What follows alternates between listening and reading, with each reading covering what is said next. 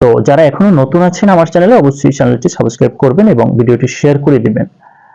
তো মূল আলোচনায় চলে যাচ্ছি। তো সাধারণত আমাদের সাক্ষ্য আইন 1872 সালের 2টি ধারা এখানে জড়িত। প্রথম হচ্ছে 138 ধারা অনুসারে বলা হয়েছে যে সাক্ষ্য গ্রহণের ক্রম, আসলে এই সাক্ষ্যটা কোন সিরিয়াল অনুসারে, কোন পদ্ধতি অনুসারে গ্রহণ করা হবে। এখানে কয়টি পদ্ধতি আছে? সাধারণত সাক্ষ্য গ্রহণ করার ক্রম এখানে 3 পদ্ধতি বলা হয়েছে।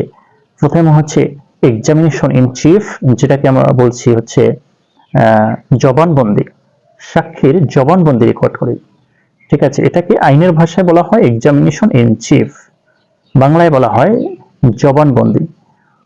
এরপরে হচ্ছে এক্সামিনেশন ইন, অর্থাৎ ক্রোচ এক্সামিনেশন। এখানে হচ্ছে সাক্ষীকে জেরা করা হয়, বিভিন্ন ধরনের এখানে কোশ্চেন করে, বিভিন্ন ধরনের এক্সামাইন করে, এখানে সাক্ষীকে পরীক্ষা নিরীক্ষা করে